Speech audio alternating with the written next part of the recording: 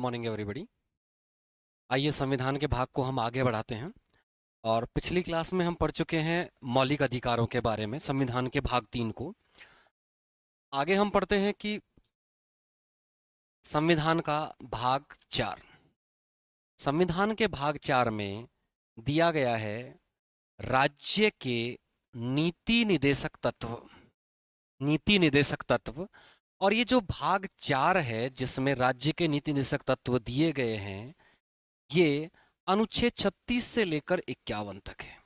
इससे पीछे हमने पढ़ा भाग 3, और जिसमें अनुच्छेद थे 12 से लेकर 35। उसी क्रम को हम आगे बढ़ाते हैं। संविधान का भाग 4, और संविधान के भाग 4 में अनुच्छेद हैं 36 से लेकर 51 तक, और इसमें दिया गया है राज्य के नीति निर्देशक तत्व। पहले हम समझते हैं कि नीति निर्देशक तत्व का मतलब क्या है। देखिए, नीति का मतलब क्या है। नीति का मतलब है कानून, यानी राज्य जब कोई कानून बनाए, राज्य की नीति कोई बनाए, तो उस कानून को बनाने के लिए डायरेक्शंस दी गई हैं, निर्देश दिए गए हैं कि मतलब राज्य को कानून बनाते समय इन निर्देशों का ध्यान रखना चाहिए। जैसे हम स्विमिंग पूल में गए तो स्विमिंग पूल में निर्देश लिखे रहते हैं कि इन इन निर्देशों का पालन करना चाहिए आपको, कि अगर आप पानी में डूब रहे हैं तो वहां लाइफ बॉय पड़ा हुआ है, आप उससे तैर कर आ सकते हैं, ट्यूब से तैर कर आ सकते हैं, आप गहराई की तरफ ना जाएं, इस तरह करके। तो इसी तरह से राज्य के लिए कानून बनाने के लिए कुछ निर्देश दिए गए हैं। इन निर्देशों का राज्य को पालन करना चाहिए। अगर वो पालन ना करे तो उसके लिए हम न्यायपालिका नहीं जा सकते। अब याद रखिएगा, हम पढ़ रहे हैं भाग 4, और इसी में हम आगे पढ़ेंगे भाग 4A। भाग 4 और भाग 4A दोनों ही वाद योग्य नहीं हैं। वाद योग्य नहीं का मतलब क्या है कि जैसे संविधान का भाग 3 हमने जो पढ़ा, ये वाद योग्य था। वाद योग्य था यानी कि अगर इनका पालन ना हो, यानी संविधान के भाग 3 में जो मौलिक अधिकार दिए गए हैं वो अधिकार ना दिए जाएं तो जनता कोर्ट जा सकती है, न्यायपालिका में जा सकती है। लेकिन भाग 4 में निर्देश दिए गए हैं राज्य को, जनता को नहीं दिए गए हैं, राज्य को दिए गए हैं, कि राज्य का मतलब सरकार। तो राज्य इन निर्देशों का पालन करे, लेकिन अगर पालन नहीं करती है तो जनता राज्य के खिलाफ कोर्ट नहीं जा सकती। भाग 3 में क्या पढ़ा हमने कि अगर राज्य इनका पालन ना करे तो जनता कोर्ट जा सकती है राज्य के खिलाफ। यहां पर अगर राज्य पालन ना करे तो जनता कोर्ट नहीं जा सकती, न्यायपालिका में नहीं जा सकती। मतलब ये वाद योग्य नहीं है। क्लियर हो गया। तो भाग 4 कैसा है, वाद योग्य नहीं है, मतलब आप कोर्ट में नहीं जा सकते हैं राज्य के खिलाफ अगर इनका पालन ना किया जाए तो। अब देखिए, जो नीति निर्देशक तत्व हैं संविधान के भाग 4 में, वो आयरिश संविधान से लिए गए हैं। मतलब कहां से लिए गए हैं, आयरलैंड से। कहां से लिए गए हैं, आयरलैंड से लिए गए हैं। तो नीति निर्देशक तत्व, नीति निर्देशक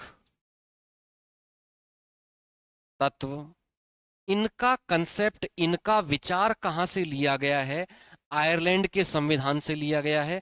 ये एग्जाम में बहुत ज्यादा पूछा जाता है। तो देखिए, भाग 3 हमने पढ़ा मौलिक अधिकार, तो मौलिक अधिकारों का विचार कहां से लिया गया है, अमेरिका से लिया गया है। भाग 4 नीति निर्देशक तत्व, इनका विचार कहां से लिया गया है, आयरलैंड के संविधान से लिया गया है, आयरिश संविधान से लिया गया है, और वहां के अनुच्छेद 45 के अनुसार। तो अनुच्छेद 45 याद ना रहे तो कोई दिक्कत नहीं है, लेकिन ये याद रहना चाहिए कि नीति निर्देशक तत्व का विचार कहां से लिया गया है, आयरलैंड के संविधान से लिया गया है। अब ये देखिए, इनका लक्ष्य क्या है, जो भाग 4 है इसका लक्ष्य क्या है। इसका लक्ष्य है सामाजिक और आर्थिक न्याय। सामाजिक और आर्थिक न्याय मतलब समाज में और अर्थ के मामले में न्याय स्थापित हो, मतलब समाज में न्याय हो, जो नीचे रह गए हैं, जो समाज में पिछड़ गए हैं, उन वर्गों को भी आगे लाया जाए। मतलब सरकार ऐसी नीति बनाए कि जो लोग समाज में पीछे पिछड़ गए हैं वो भी मुख्य धारा से जुड़ सकें। दूसरा, ऐसा न्याय स्थापित करे जो आर्थिक तौर पर हो, मतलब जो लोगों के पास इनकम के साधन नहीं हैं उन्हें इनकम के साधन प्रोवाइड कराए राज्य। मतलब ऐसी नीति बनाए जिससे समाज का और अर्थव्यवस्था का न्याय स्थापित हो सके। अब यहां याद रखिएगा, ये एग्जाम में बहुत ज्यादा पूछा जाता है, ऐसा राज्य जो जनता की भलाई करना चाहता है, ऐसा राज्य जो जनता की भलाई करता है, उस राज्य को क्या बोलेंगे? लोक कल्याणकारी राज्य। तो याद रखिएगा, भाग 3 लोक कल्याणकारी राज्य की स्थापना नहीं करता है। कौन करता है? भाग 4 करता है। तो ये एग्जैक्ट क्वेश्चन पूछे जाते हैं, बिल्कुल ऐसे के ऐसे ही क्वेश्चन पूछे जाते हैं कि नीति निर्देशक तत्व कौन से संविधान से लिया गया है? आयरलैंड के संविधान से लिया गया है। ये कैसा न्याय स्थापित करना चाहते हैं? इनका लक्ष्य कैसा न्याय स्थापित करना है? सामाजिक और आर्थिक न्याय स्थापित करना है। ये कैसे राज्य की स्थापना करना चाहते हैं? भाग 4 कैसे राज्य की स्थापना करता है? तो भाग 4 स्थापित करता है कल्याणकारी राज्य, या एक वर्ड और लिख लिया जाता है, लोक कल्याणकारी राज्य। लोक कल्याणकारी राज्य की स्थापना करता है। तो ऐसा कौन सा भाग है? भाग 4 है, नीति निर्देशक तत्व हैं। याद रखिएगा, लोक कल्याणकारी राज्य की स्थापना कौन करता है? नीति निर्देशक तत्व करते हैं। ये वाद योग्य नहीं है, ये हम डिस्कस कर चुके हैं। मतलब अगर राज्य इन निर्देशों का पालन ना करे तो जनता कोर्ट में नहीं जा सकती है। आगे बढ़े, अनुच्छेद 36, तो 36 से लेकर 51 तक दिए गए हैं। अनुच्छेद 36 में राज्य की परिभाषा दी गई है। क्या दिया गया है? राज्य की परिभाषा दी गई है। अब याद कीजिए, हमने पीछे पढ़ा था भाग 3 मौलिक अधिकार, और वहां अनुच्छेद 12 से लेकर 35 थे, और उसका पहला अनुच्छेद था 12, उसमें दी थी राज्य की परिभाषा। क्या दी थी? राज्य की परिभाषा। तो देखिए, अनुच्छेद 36 में राज्य की परिभाषा में यह कहा गया है कि राज्य की वही परिभाषा होगी जो अनुच्छेद 12 में दी गई है। तो अनुच्छेद 12 में जो परिभाषा राज्य की दी गई है वही हूबहू परिभाषा अनुच्छेद 36 में राज्य की होगी। मतलब केंद्र सरकार, संसद, उसके कर्मचारी, राज्य सरकार, वहां के विधानमंडल, वहां के कर्मचारी, और स्थानीय शासन और उसके कर्मचारी, इन सबको क्या कहेंगे? राज्य कहेंगे। तो इसकी परिभाषा आपको मौलिक अधिकार में हम पढ़ चुके हैं डिटेल के साथ। तो वही परिभाषा अनुच्छेद 36 में दी गई है। यानी भाग 3 और भाग 4, इनका जो शुरुआती अनुच्छेद है यहां 12 से 35 तक है, और यहां 36 से लेकर 51 तक है। तो इसका पहला 36 है और इसका पहला 12 है। इन दोनों में किसकी परिभाषा दी गई है? राज्य की परिभाषा दी गई है। आगे देखें, अनुच्छेद 37। अनुच्छेद 37 बताता है कि नीति निर्देशक तत्वों का अनुप्रयोग, मतलब नीति निर्देशक तत्वों का प्रयोग क्या होगा, मतलब क्या प्रभाव पड़ेगा इनका। तो यही बताया गया है कि नीति निर्देशक तत्व हैं वो वाद योग्य नहीं है। वाद योग्य नहीं है, मतलब आप इनके खिलाफ कोर्ट में नहीं जा सकते। यानी कि राज्य के लिए निर्देश हैं। अब एक्चुअल में इनको क्यों डाला गया था वो समझते हैं। देखिए, जब देश हमारा आजाद हुआ, जब हमारा संविधान बना, तो सरकार के पास, हमारे देश के पास इतने संसाधन नहीं थे, इतने धन नहीं थे कि समाज के हर पिछड़े हुए आदमी को सुविधा उपलब्ध करा सके, मुख्य धारा में ला सके। तो इसलिए वहां संविधान निर्माताओं ने भाग 4 जोड़ दिया कि ऐसी डायरेक्शन दे दी कि भविष्य में जब हमारी सरकार के पास, हमारे देश के पास जब इतने संसाधन हो जाएं, इतना पर्याप्त धन हो जाए, इतनी व्यवस्था हो जाए, तो इनका पालन हमारे देश की सरकार, हमारा राज्य करे। इसलिए ये निर्देश डाले गए थे। तो जैसे जैसे हमारे देश में विकास होता गया, इनका पालन राज्य है जो करता चला गया। लेकिन इनके लिए हम कभी भी कोर्ट में नहीं जा सकते, क्योंकि जब सरकार के पास संसाधन होंगे तो सरकार इन्हें लागू कर देगी, हम न्यायपालिका में नहीं जा सकते। अब अनुच्छेद 36 और 37 दो जनरल बात करते हैं। तो अनुच्छेद 36 कहता है राज्य की परिभाषा बताता है, और अनुच्छेद 37 बताता है, क्या बताता है कि ये वाद योग्य नहीं है। अब 38 से लेकर स्टार्ट हो जाते हैं जो काम की बात करते हैं। तो अनुच्छेद 38 क्या बात करता है वो हम समझें।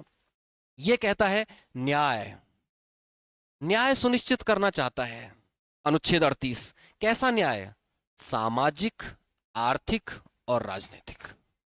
तो सामाजिक, आर्थिक और राजनीतिक न्याय सुनिश्चित करे राज्य, यानी राज्य है जो सभी की सामाजिक स्थिति बराबर लाने की कोशिश करे, मतलब जो समाज में पिछड़ गए हैं उनको आगे बढ़ाए।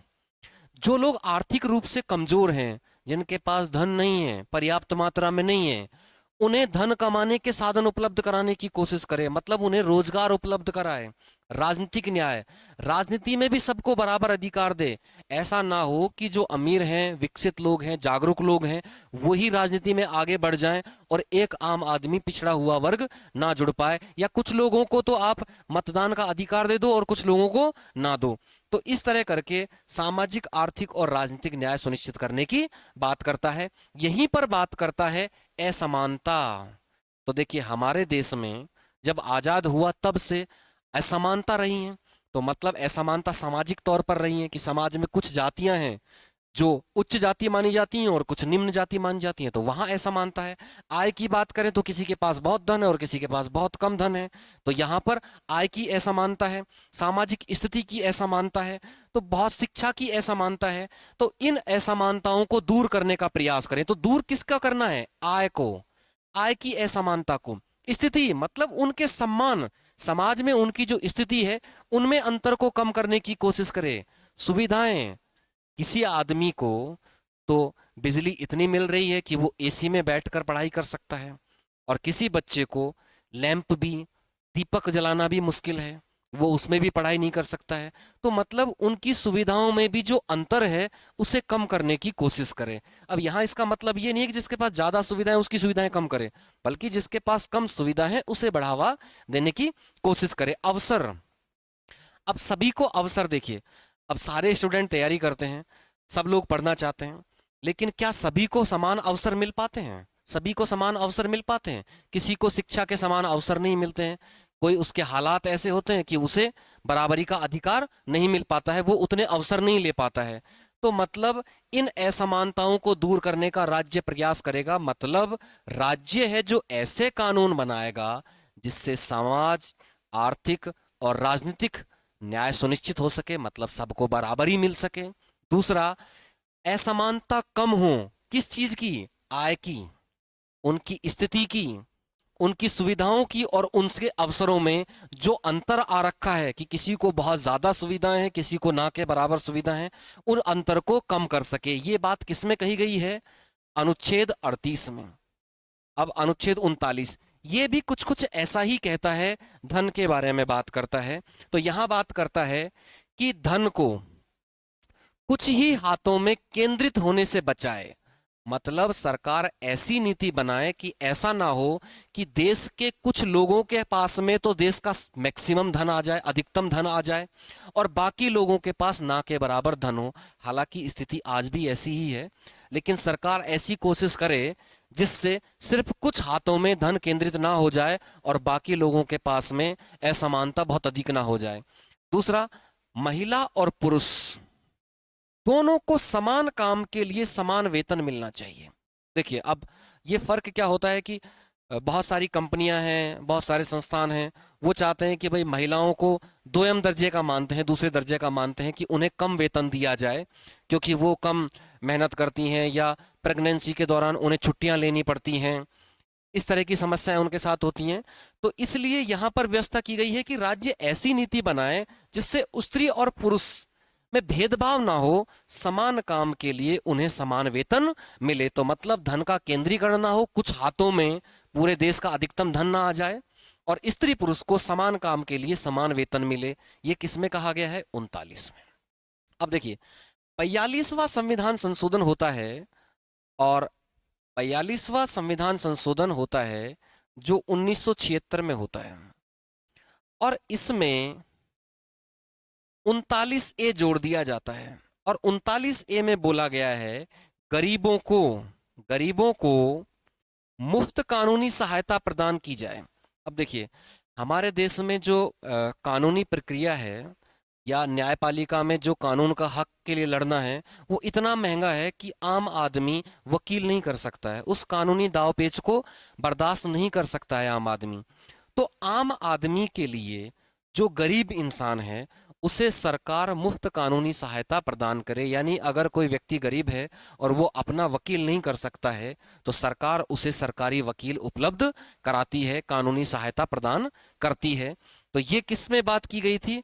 अनुच्छेद 39A में बात की गई थी, गरीब व्यक्ति को मुफ्त कानूनी सहायता प्रदान करने की। और ये जोड़ा किसके द्वारा गया था?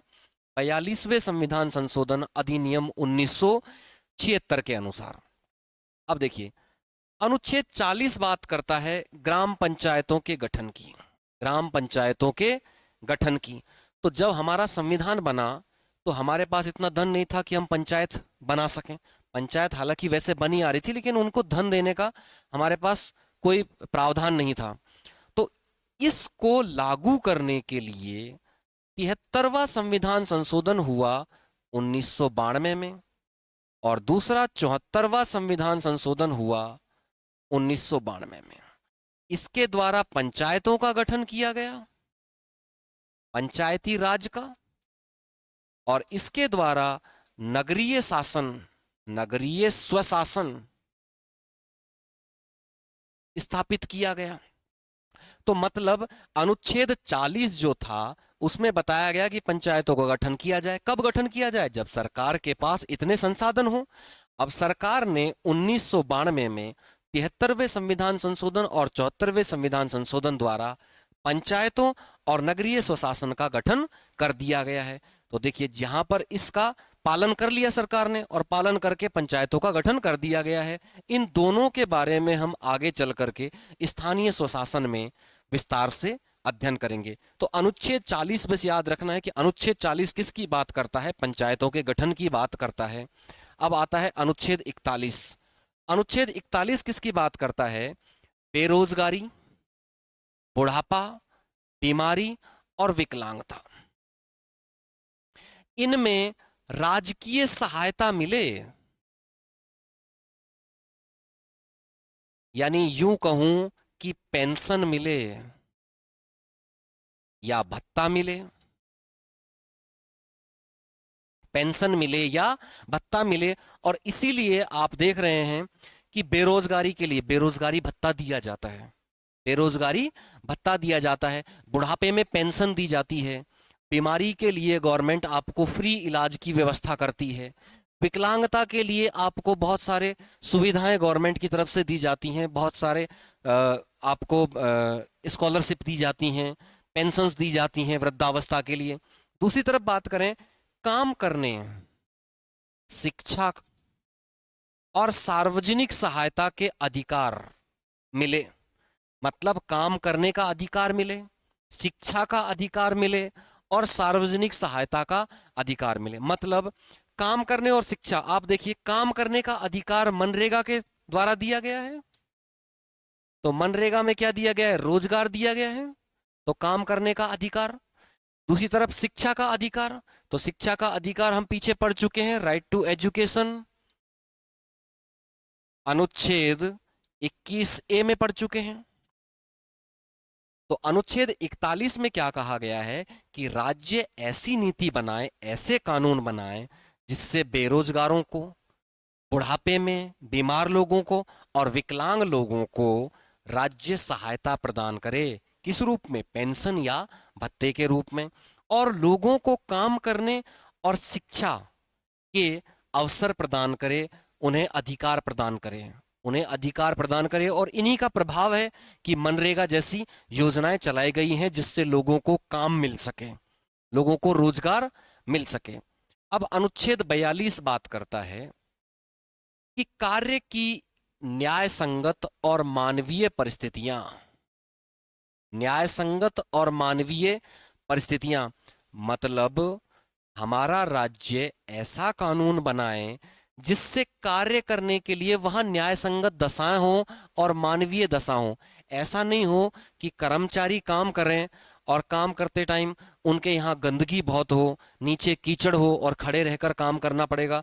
जैसे आप यूरोप के बारे में देखेंगे तो जहाँ पर द्वितीय विश्व युद्ध, प्रथम विश्व युद्ध के दौरान वहाँ पर या औद्योगिक क्रांति के दौरान वहाँ पर किस गंदगी में उन लोगों को काम करना पड़ता था, तो अमानवीय दशाएं हुआ करती थी। तो ऐसी अमानवीय दशाएं ना हो, मतलब जो कर्मचारी जहां काम करें वहां मानवीय दशाएं हो, मनुष्यों के लायक दशा हो और वहां पर न्याय संगत व्यवस्था हो, मतलब उचित व्यवस्था हो काम करने की। साथ ही साथ इसी में बोला गया है मातृत्व सहायता प्रदान करना। मातृत्व सहायता प्रदान करने का मतलब है गर्भवती महिलाओं और गर्भवती महिलाओं के साथ महिला द्वारा बच्चे को जन्म देने के बाद राज्य उसे सहायता प्रदान करे। अब अगर राज्य सहायता प्रदान करेगा तो गर्भवती महिला है वो अच्छा भोजन ग्रहण कर सकती है, उसे कुछ सहायता मिल सकती है धन के तौर पर, ताकि वो कुछ खरीद कर खा सकती है, जिसका प्रभाव क्या होगा, उसका स्वास्थ्य ठीक रहेगा तो बच्चे का स्वास्थ्य ठीक रहेगा। दूसरा, साथ के साथ में जब बच्चे का जन्म होता है तो जन्म के बाद बच्चे के पालन पोषण के लिए खुद के लिए मातृत्व सहयोग मिलना चाहिए। और इसी के लिए आप देखेंगे कि गर्भवती महिला को शिशु के जन्म पर कई तरह की स्कॉलरशिप टाइप में कुछ पेंशन योजनाएं दी जाती हैं। तो मतलब कुछ भत्ते दिए जाते हैं, 2 किस्तों में, 3 किस्तों में, 4 किस्तों में अलग अलग दिए जाते हैं। तो वो किस में दिए गए हैं, अनुच्छेद 42 में उनकी बात की गई है। अब अनुच्छेद 43 हम देखते हैं तो अनुच्छेद 43 में देखते हैं श्रमिकों को, काम करने वाले लोगों को जीविका योग्य वेतन, मतलब इतना वेतन तो मिलना चाहिए जिससे वो अपना जीवन जी सकें, और इसीलिए न्यूनतम वेतन की व्यवस्था की गई है। यानी कि न्यूनतम वेतन होना चाहिए, उससे कम वेतन नहीं मिलना चाहिए, क्योंकि उससे कम वेतन से जीवन नहीं जिया जा सकता, जीवन का सरवाइव नहीं किया जा सकता। साथ ही साथ सभ्य जीवन स्तर सुनिश्चित करना, मतलब जो श्रमिक हैं उनको जीवन योग्य वेतन मिलना चाहिए, यानी न्यूनतम मजदूरी मिलनी चाहिए। साथ के साथ उनका सभ्य जीवन स्तर हो, मतलब असभ्य तौर पर जीवन स्तर उनका ना हो, ऐसी व्यवस्था राज्य करे। यहीं पर 42वां संविधान संशोधन होता है 1976 में, और उसमें अनुच्छेद 43A जोड़ दिया जाता है। और अनुच्छेद 43A में कहा गया है कि जो श्रमिक हैं, जो किस में काम करते हैं, उद्योगों में काम करते हैं, उन श्रमिकों की भागीदारी यानी उनकी हिस्सेदारी, क्या चीज, उनकी हिस्सेदारी सुनिश्चित की जाए। सुनिश्चित की जाए किस में, जो फैक्ट्री है उसके प्रबंधन में, यानी उसके मैनेजमेंट में। यानी कि जो कर्मचारी हैं, जो श्रमिक हैं, जो उद्योगों में लगे हुए हैं, उन्हें उनके मैनेजमेंट में भी शामिल किया जाए, क्योंकि श्रमिक जब उनके मैनेजमेंट में शामिल होंगे तो वो अपने सुझाव दे सकते हैं और उनको अपनी परिस्थितियों के बारे में अंदाजा होता है कि हमारे स्तर पर कौन से परिवर्तन होने चाहिए। तो मतलब अनुच्छेद 43A जोड़ा गया 42वें संविधान संशोधन अधिनियम 1976 के द्वारा, और उसमें कहा गया कि उद्योगों के प्रबंधन में उसके जो श्रमिक हैं, जो कामगार हैं, उनका भी भागीदारी सुनिश्चित की जाए। आगे बढ़ते हैं। अनुच्छेद 44 ये बात करता है समान नागरिक संहिता की। समान नागरिक संहिता, अब समान नागरिक संहिता क्या होती है, देखिए, अलग अलग धर्म और संप्रदाय, इनके अलग अलग कानून हैं। जैसे हिंदू में उत्तराधिकार का कोई अलग कानून है, हिंदू में तलाक की प्रक्रिया अलग है, मुस्लिम में तलाक की प्रक्रिया अलग है, और ईसाई में तलाक की प्रक्रिया अलग है, मुस्लिम के रीति रिवाज अलग हैं। तो धार्मिक कानून उत्तराधिकार के अलग हो गए, हिंदुओं में धार्मिक कानून उत्तराधिकार के अलग हो गए कि जैसे पिता की मृत्यु के बाद में उसके बच्चों का अधिकार रहेगा, बेटी का भी अधिकार रहेगा। इस तरह करके अलग अलग कानून बने हुए हैं। तो ये धर्म और संप्रदाय के आधार पर अलग अलग बटे हुए हैं। इसकी वजह से अलग अलग धर्मों में अलग अलग कानूनों का पालन राज्य को कराना पड़ता है। अब राज्य ऐसी व्यवस्था करे कि सभी धर्मों के लिए, सभी संप्रदायों के लिए नागरिक कानून मतलब जो उनके दैनिक जीवन को प्रभावित करते हैं या उनकी परंपराओं, उनके उत्तराधिकार को प्रभावित करते हैं, ऐसे कानूनों को समान कर दिया जाए। मतलब सभी के लिए समान कानून हो। तलाक के लिए तो सभी के लिए समान कानून, विवाह के लिए तो सभी के लिए समान कानून, उत्तराधिकार के लिए तो सभी के लिए समान कानून, तो सभी के लिए समान कानून बनाया जाए। ये किसमें बात की गई है? 44 में। यहां ध्यान रखिएगा, अनुच्छेद 36 से लेकर 51 तक, इसके बीच में एक ही अनुच्छेद ऐसा है जो समान है, मतलब जिसमें 2 4 4 के हैं, जिसमें दोनों ही अक्षर क्या आते हैं? समान आते हैं। तो समान आते हैं तो किसकी बात करते हैं? समान की ही बात करते हैं। याद रखिएगा, वर्तमान में अभी ये बहुत ही ज्यादा चर्चा में है और हो सकता है कि भविष्य में इसके लिए कदम उठाया जाए या नया समान नागरिक संहिता सरकार द्वारा बना दी जाए। तो अनुच्छेद 44 किसकी बात करता है? समान नागरिक संहिता की बात करता है। दोनों अक्षर समान हैं तो समान की बात करते हैं। तो समान नागरिक संहिता किसमें दी गई है? अनुच्छेद 44 में दी गई है। बहुत इंपॉर्टेंट है, याद रखिएगा। क्लियर है? आगे बढ़ते हैं। अनुच्छेद 45। अब अनुच्छेद 45 में क्या कहा गया है? एक 86वां संविधान संशोधन हुआ 2002 में, और इस 86वें संविधान संशोधन में जो अनुच्छेद 45 था, इसमें दिया गया था कि राज्य 6 से 14 वर्ष तक के बच्चों की शिक्षा की व्यवस्था करेगा। राज्य 6 से 14 वर्ष तक के बच्चों की शिक्षा की व्यवस्था करेगा। कैसी शिक्षा? अनिवार्य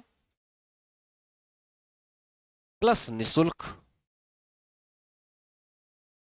अनिवार्य प्लस निशुल्क। बाद में 86वें संविधान संशोधन द्वारा इसे शिफ्ट कर दिया गया अनुच्छेद 21A में, और इसे नाम दे दिया गया शिक्षा का अधिकार। क्या नाम दे दिया गया? शिक्षा का अधिकार। यानी कि शिक्षा का अधिकार अब किस में चला गया? अनुच्छेद 21A में चला गया, 6 से 14 साल तक के बच्चों को। तो अब ये जो 45 है ये खाली हो गया था, तो इस 45 में नई चीज डाल दी गई, बच्चे। बच्चे कौन से?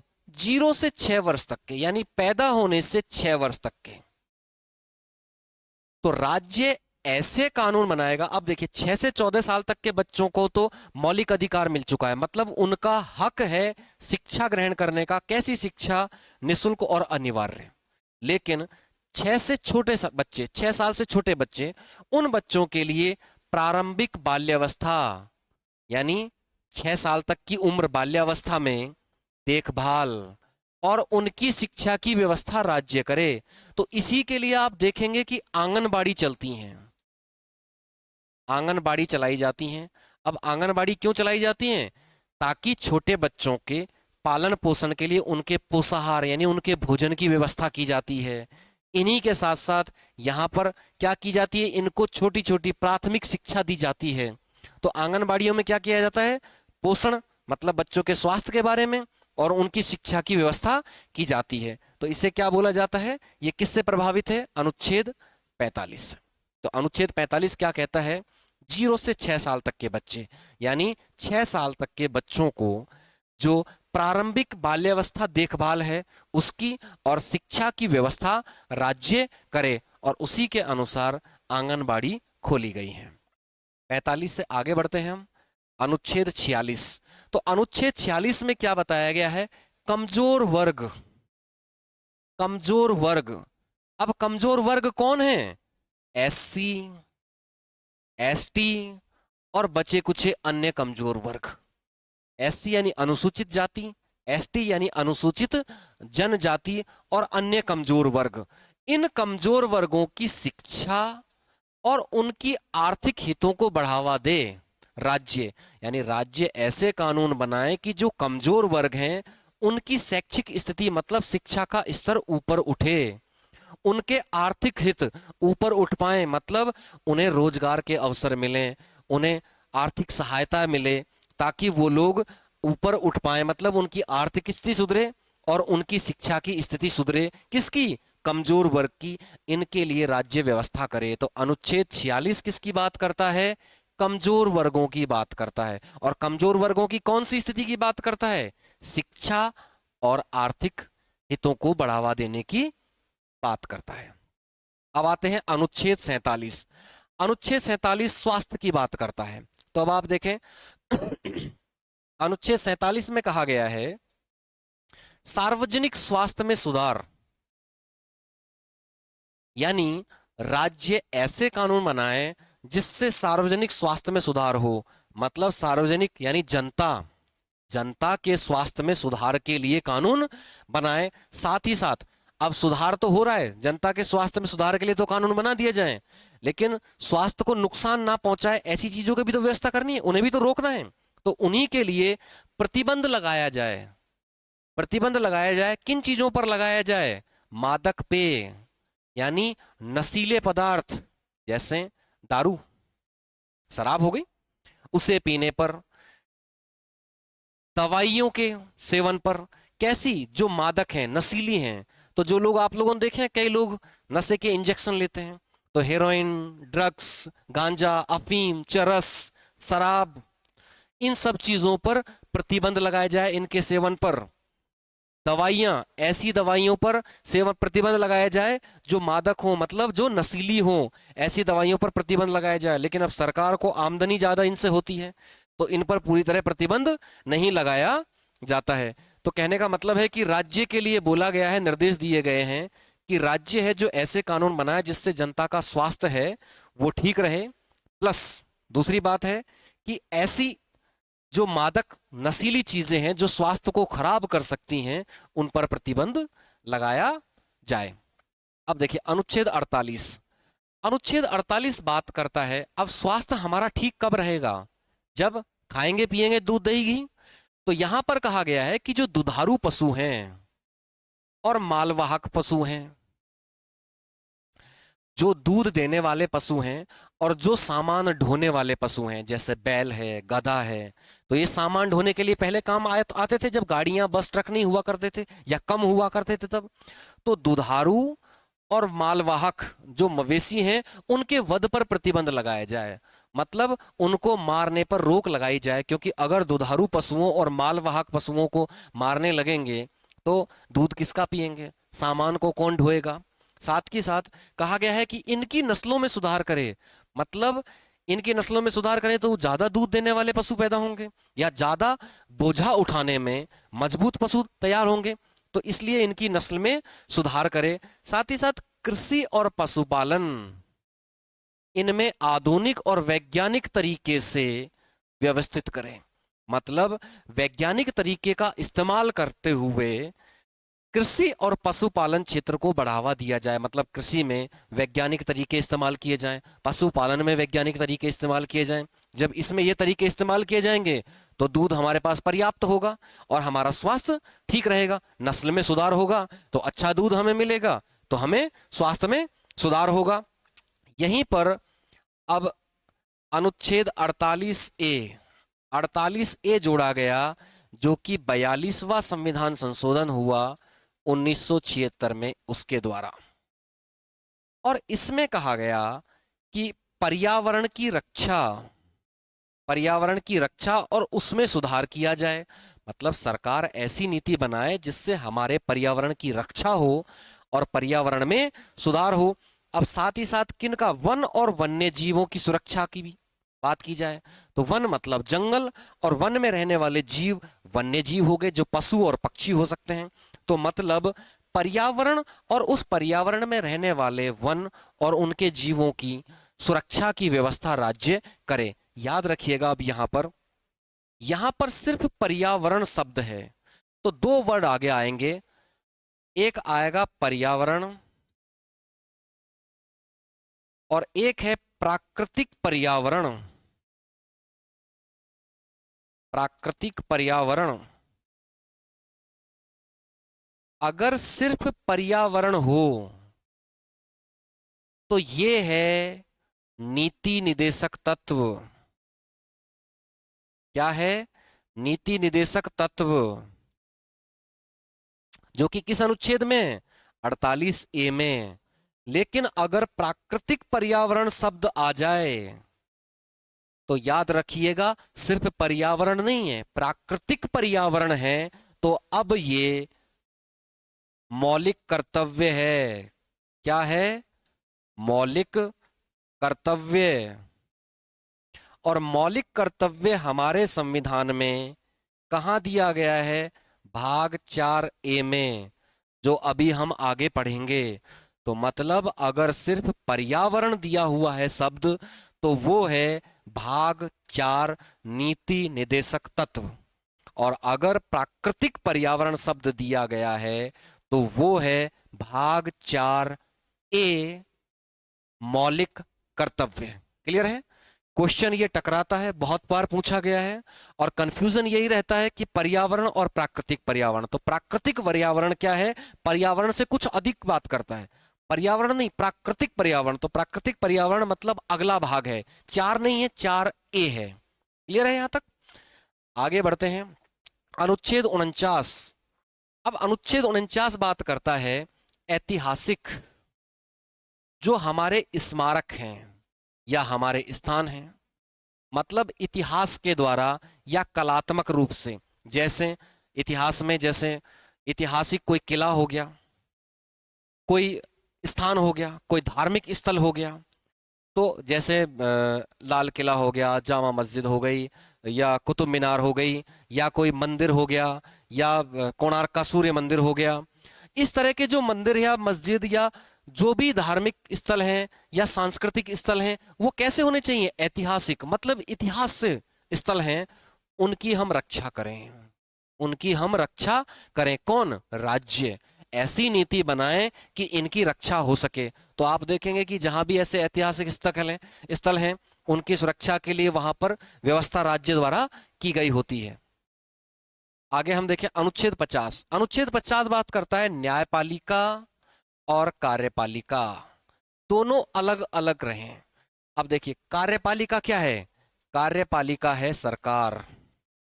कार्यपालिका क्या है? सरकार। और न्यायपालिका क्या है? कोर्ट। तो ये दोनों अलग अलग रहें, क्योंकि अगर सरकार और कोर्ट एक जैसे मिल गए तो हम किसके पास जाएंगे? अगर सरकार हमारे अधिकार छीन ले तो हम कोर्ट के पास जाते हैं। और अगर ये अलग अलग नहीं हुए, एक ही हो गए, तो ये दोनों हमारे अधिकारों को छीन सकते हैं। तो इसलिए ये दोनों अलग अलग किए जाएं। इसको याद रखने का तरीका है, अनुच्छेद कौन सा है? 50। तो इन दोनों को समझो, 50-50 करने की बात करता है। 50-50 अलग अलग, दोनों अलग अलग करने की। इससे पहले हमने पढ़ा था अनुच्छेद 44, जब मैंने बताया था दोनों समान हैं तो समान नागरिक संहिता की बात करते हैं। यहां दोनों 50 हैं, 50 50-50। तो अनुच्छेद 50 किसकी बात करता है? 50-50 करने की। किसको 50-50 करने की? न्यायपालिका और कार्यपालिका को अलग अलग करने की बात करता है। मतलब राज्य ऐसे कानून बनाए जिससे कार्यपालिका और न्यायपालिका अलग अलग रहें, ताकि जनता के अधिकारों का हनन ना हो। अनुच्छेद 51 बात करता है कि अंतर्राष्ट्रीय शांति और सुरक्षा स्थापित करने का प्रयास करे भारत। मतलब अंतर्राष्ट्रीय स्तर पर और देशों के साथ अच्छे संबंध स्थापित करें, साथ के साथ और देशों में अगर विवाद हो रहा है तो उनके बीच में शांति समझौता करने का प्रयास करें। तो आपने देखा होगा कि रूस और यूक्रेन में युद्ध चल रहा है। तो रूस और यूक्रेन में जब युद्ध चला तो भारत प्रयास कर रहा है अंतर्राष्ट्रीय स्तर पर कि उनके बीच में शांति स्थापित हो। बांग्लादेश में जैसे दंगे हो गए तो बांग्लादेश में शांति स्थापित हो। तो अंतर्राष्ट्रीय स्तर पर शांति और सुरक्षा स्थापित हो, इसके बारे में कानून बनाएं। ऐसा किसमें कहा गया है? अनुच्छेद 51 में कहा गया है। इस तरह से करके हमारा भाग कंप्लीट होता है राज्य के नीति निर्देशक तत्व। तो हमने पढ़ा राज्य के निर्देशक तत्व कौन सा था? भाग 4 था। और भाग 4 में अनुच्छेद थे 36 से लेकर 51 तक। यहां अब हम देखते हैं कि नीति निर्देशक तत्वों में संशोधन कब कब हुए हैं। संशोधन कब कब हुए हैं? तो 2 संशोधन हमें दिखाई देंगे। एक 42वां संविधान संशोधन जो 1976 में हुआ। इसके अनुसार 3 अनुच्छेद जोड़े गए थे। अनुच्छेद 43, ए, 48A और 39A। तो 39, 43 और 48 अनुच्छेद जोड़े गए। साथ ही एक था 86वां संविधान संशोधन अधिनियम 2002, जिसमें से 45 में 6 से 14 साल तक के बच्चों का प्रावधान शिफ्ट कर दिया गया था 21A में। और अब इसमें क्या रह गया अनुच्छेद 45 में? अनुच्छेद 45 में रह गया 6 वर्ष तक के बच्चों के पालन पोषण और शिक्षा की व्यवस्था राज्य करेगा। इस तरह करके हमारे नीति निर्देशक तत्व जो राज्य को कानून बनाने के लिए जरूरी हैं, उनका पालन करना जरूरी है। अब मान लीजिए कि कोई सरकार इनका पालन ना करे, ऐसी नीतियां ना बनाए या लोक कल्याणकारी राज्य की स्थापना का प्रयास ना करे, तो जनता क्या करेगी? जब जनता को लगेगा कि सरकार कल्याण नहीं कर रही है, तो जनता उसे वोट नहीं देकर अगली बार दूसरी पार्टी को चुन लेगी, तो सरकार गिर जाएगी।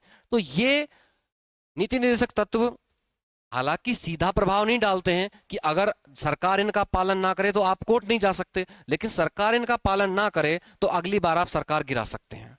सरकार गिरा सकते हैं, दूसरी पार्टी की सरकार चुन सकते हैं। तो सरकार को इस बात का डर रहता है, इसलिए सरकार इनका पालन करती है। आगे हम अगली क्लास में पढ़ेंगे अनुच्छेद 51A, जो कि संविधान का भाग 4A है, जिसमें मौलिक कर्तव्य दिए गए हैं। अभी तक हमने पढ़े मौलिक अधिकार और नीति निर्देशक तत्व, अब हम पढ़ेंगे मौलिक कर्तव्य। अगली क्लास में पढ़ते हैं, तब तक के लिए धन्यवाद।